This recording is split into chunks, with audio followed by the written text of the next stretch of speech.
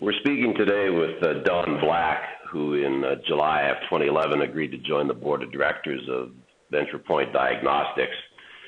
Don has a long career in the healthcare industry over the past 25 years or so. And Don, thank you very much for joining us today and agreeing to answer some of the questions in regards to you joining the board of Ventripoint. So the first thing I'd like to get into is that anybody who agrees to join a board and in context of the responsibilities that come with that decision, what are the two top things that attracted you to take on the responsibilities of joining as a member of the board of directors for Ventripoint? Thank you for the opportunity to talk with you today.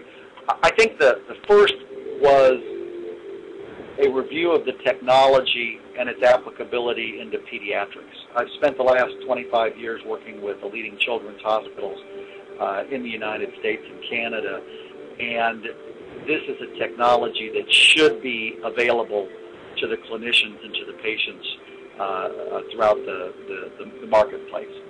The second would be the applicability of the technology as part of healthcare reform in the United States. What we're seeing emerging is a desire to create a new system that's based on quality of care, not on the volume of care. The payment structure is around bundling of services, so not having to have a separate bill for a cardiologist versus a radiologist versus an anesthesiologist, packaging it all into one bundled rate. And then finally, its applicability in clinical effectiveness research, or proving that a technology provides both better care and lower cost. And the Ventripoint technology just hits that sweet spot perfectly. I'm sure in the past 25 years you've seen a lot of new technologies come to the market. Some make it and some don't. So would you say that Ventripoint's technology has got to be one of the more attractive ones that you've seen, certainly in terms of market acceptability? Most of healthcare in the last 25 years has been evolutionary, not revolutionary. We see incremental improvements in technology rather than radical changes. And I think that the Ventripoint technology is a wonderful evolution in ultrasound. It allows for kids to not have to go through an MRI, a much simpler, much more cost-effective technology within that. So the leap to move from current technology into the Ventripoint technology it's not a chasm. It's a small leap for a clinician or a hospital. Thus, the acceptance of it should be much easier. Just reflecting on Dr. George Adams, he took over in the fall of 2010, and in that time he's accomplished quite a lot in terms of the new capital that's come into the company that's allowing it to move forward. And he's been pushing very hard in terms of getting the technology in place in some very key hospitals in Norway, the U.S., Canada. Of course, this is all designed for really moving into a large commercialization push. First, what's your perspective on what the pace of sales growth could be? And again, we're talking hypothetically here, but based on your experience and the evolutionary comment, what sort of growth cycle or growth pace would you expect to see for Ventripoint going into 2012 on the basis that all of the necessary regulatory approvals have been received? The key in any of these is the spread of medical acceptance among the clinical leaders in sort of the bellwether pediatric hospitals. Providing these international opportunities for the key thought leaders to conduct clinical trials, to interface with their colleagues, is going to have a substantial impact on sales growth. So you've got to feed enough of these thought leaders with opportunities to really test the technologies, provide it on enough patients that they can say, without question that the technology works, that it's a suitable alternative in these patient loads, patient areas, to a traditional MRI unit or process within that. So I think there's going to be a direct correlation between sales growth a year from now and our ability in this next few months to continue to get these clinical sites put together.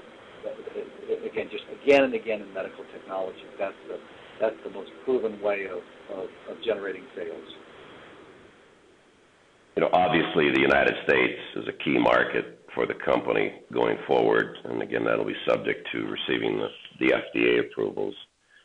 But how do you view Europe and perhaps some of the Asian markets where the regulatory process might be somewhat more simplified than the FDA?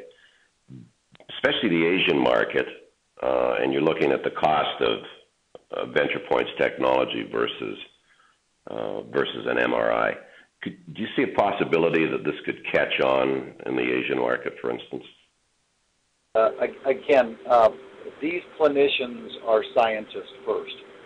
So they're going to want to understand that trusted colleagues have reviewed the technology, regardless of what the FDA or the regulatory bodies in those countries say.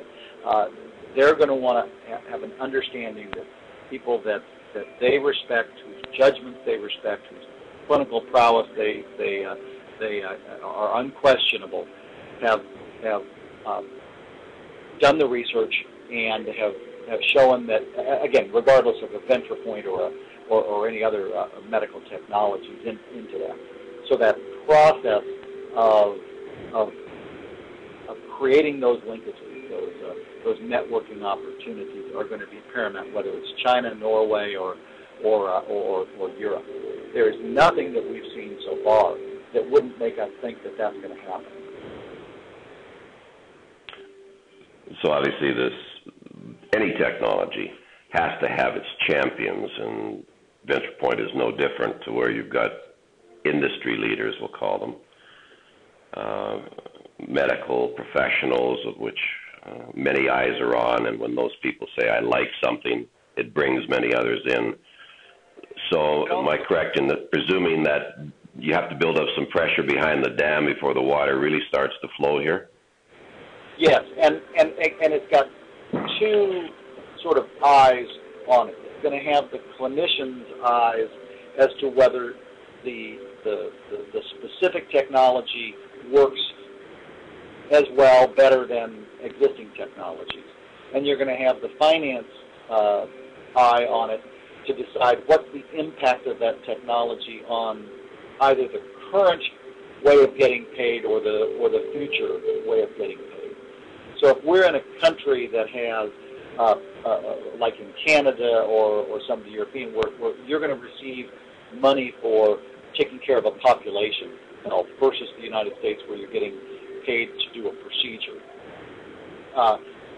Ventripoint in that case is the finance guys are going to look at it and say, this works for me. I'm taking a patient out of an expensive MRI type of a unit, and I'm putting them in a much less expensive ultrasound environment. So it's a clear win-win when you're in that environment. In the U.S., it's going to be a little more complex because right now we have a system that's paying you on volume. So the more MRIs you do, the more money you're going to make. Every indication, every study of health reform in the United States says we're not going to look like that in the next couple of years. We're going to see payment for a kid with a cardiovascular disease or an adult on some bundled levels of payment. So that CFO today may look at a technology like Ventripoint and say, it's good for the kids, it's good for the, for everything, and we'll go with it. Tomorrow, you'll see this as a key driver in saying we want the lower cost and we want to drive business away from MRIs and into the less expensive technologies. And just finally, obviously, as a public company, shareholders are looking for future value on this, and people will draw their own conclusions. The other side of it is everybody has to assess risk factors, and there certainly are a lot of positives with this company. But when you looked at the company, what were the one or two things that you said to yourself, we really got to keep an eye on this, and this could be a risk to the growth of this company? Well, anytime today you're dealing in the United States, the uncertainty of health reform is the wild card. We've got portions of the new laws being debated most likely at the Supreme Court in 2012. Will the ACO, the Accountable Care Organization model, be the dominant payer in 3 to 5 years, or will it be just sort of like the HMO market where it's got 10, 15, 20% of those markets within that thought process? So to me, that is as we deal in the U.S., that's for any of these medical technology companies, that's the risk, that a hospital or a multi-system will simply say, it's just that anything right now is too big of a risk. Let's hunker down, wait 18 months or 2 years to make these capital equipment purchases. We just simply don't. We're deers in the headlights. We just can't see which way to go. But having said that, this type of a product is ideally suited for reform. So if you've got a health system that's saying we've got to transform the way that we take care of patients, and we've got to do the research to understand both quality and cost, that's Ventripoint's sweet spot.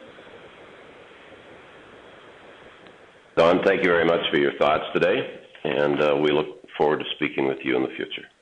Anytime. Good to talk to you too.